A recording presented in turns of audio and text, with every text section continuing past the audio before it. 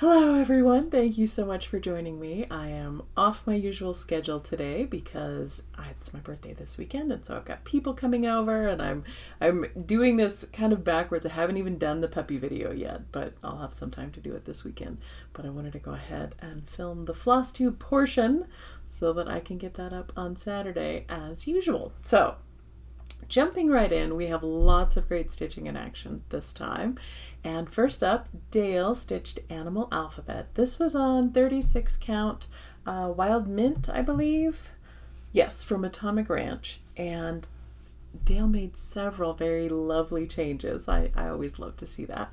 First off, changed the armadillo to an alpaca, which is just great. I'm a big fan of alpaca.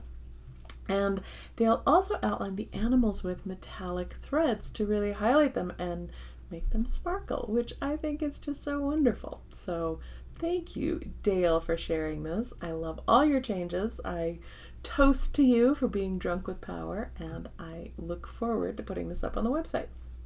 Next up, we have Jolene, who stitched In Praise of Pollinators on 32 count Lugana from Bee Stitch Me. She doesn't know what the color was.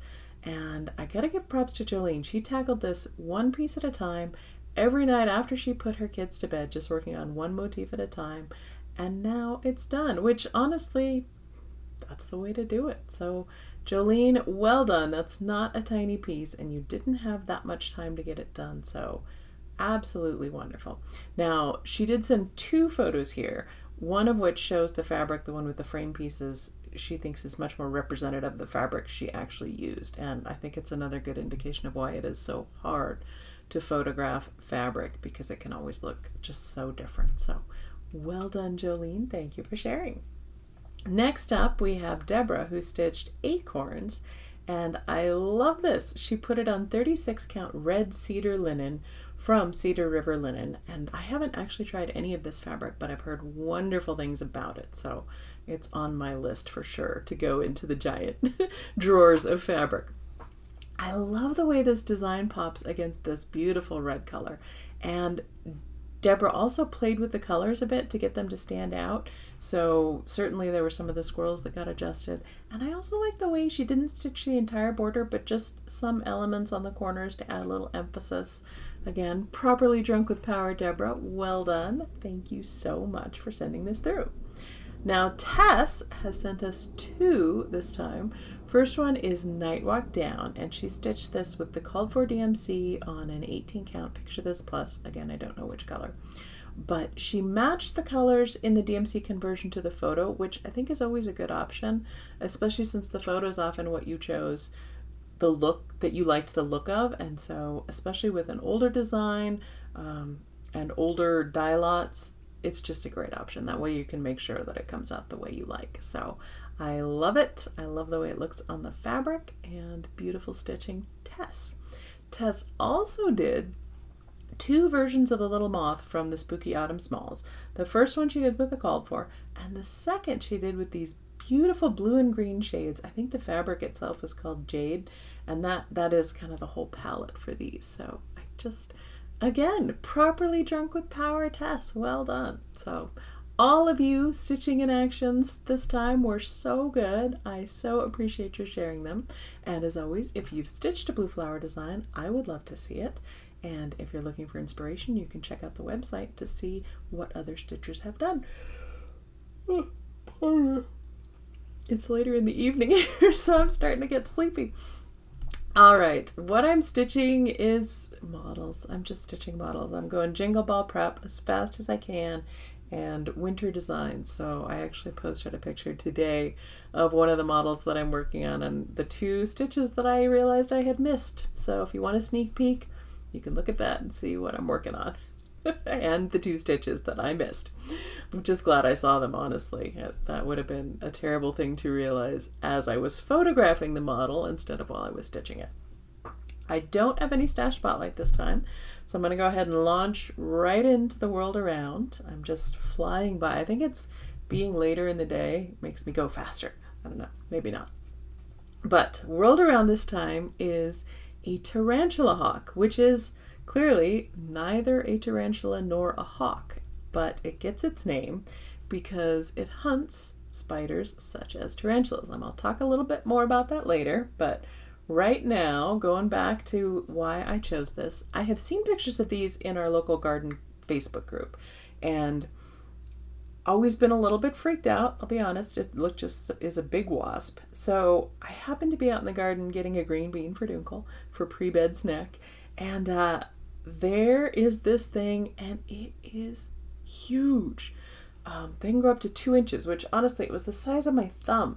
And it's this shiny black, very scary looking wasp with these long legs everywhere. And it's got these orange wings, signaling that it's dangerous and you shouldn't come anywhere near.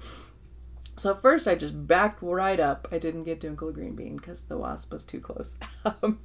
But then I thought I want to know more, because while I am seeing what my brain is telling me is this very scary wasp, what I'm watching it do is just roll around in the mint flowers. And it looked like a gangly little kitten rolling around in catnip. That was the effect. And it just kept going to town on these mint flowers, and bees were coming in and out. It was paying no attention to anything else.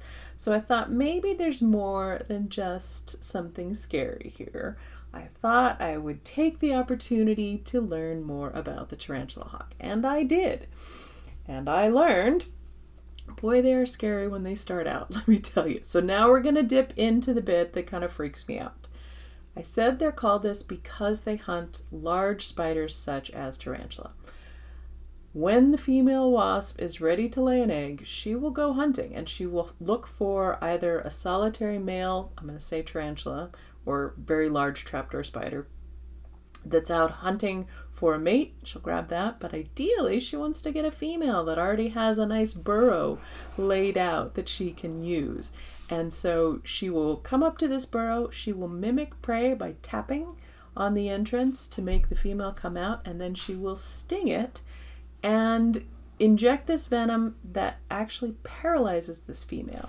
Then she will drag the female spider back into its own burrow, or if she's captured something else, a nest that she's prepared, she will lay an egg in it, and that egg will grow up eating that poor paralyzed spider and then emerge as an adult. So again, that's the scary bit.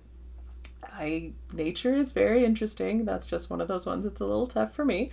But the fact that it can hunt these big predatory spiders is amazing. And then drag one back to a nest would be like me going out and hunting a buffalo and dragging it home.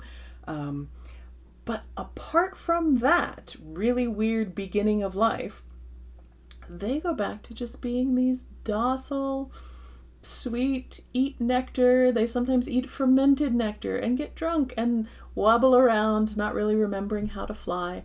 The males don't have a stinger at all, and the females do. It is one of the most painful stings in the insect world. Several of the sources that I read said basically if you get stung, just fall on the ground and scream, which was not at all comforting as I kept going out to look at this thing in my yard. But they said also it really doesn't want to sting you. The sting, while painful, only lasts for about 5 minutes. It's certainly not going to paralyze you. And again, they really don't want to sting you. They just want to eat nectar for the entirety of their life. So I thought that was such an interesting thing to learn. They are amazing pollinators, although I didn't put them on the pollinators, Sal. And I did find that roadrunners, for those of you who are my age and grew up watching the Roadrunner cartoons, roadrunners are one of the few animals that will actually brave that sting in order to eat these big juicy wasps. So for what it's worth, the tarantula hawk is this weird mix of terrifying appearance, adorable behavior, and then some more terrifying behavior. So if you see one, it probably means that you've done a good job getting lots of pollinators and a variety of insects into your yard. So well done. Last video, the question, what were you up to over the weekend? So thank you all for sharing that. As you know, this weekend is my birthday, so more about that later. This video, the question I wanted to ask is, what is something you'd really like to have in your sort of dream home, whatever that looks like to you?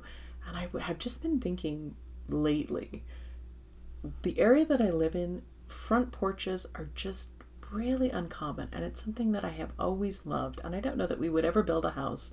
I think at some point we'll probably move from this house to something that has fewer stairs, but no timeline on that. But a big covered front porch, with a swing, and you could sit outside. That would be one of my wish list items for a dream home for sure. All right. Best thing this video, it is my birthday this weekend, and I promise I will stop talking about it after this weekend. But that's what I'm going to be doing. Ice cream and cake is in my near future, which always makes me happy. So, giveaway. Last video was this beautiful summer 2024 trio from Puntini. We'll see if we can get a good picture with all the lights. And the winner is Audrey Fleming, 8036. I may even see you, Audrey, when I'm in Portland. All right, this time, because it is officially September and Sampler September, I thought it would be a good time for this beautiful Scenic sampler from Heartstring Samplery. Lovely scene here, some beautiful animals and flowers, lovely soft Beth Twist colors. So if you use the word sampler, I'm feeling very creative this week, you can tell, in your comments, I will pick a winner for next time.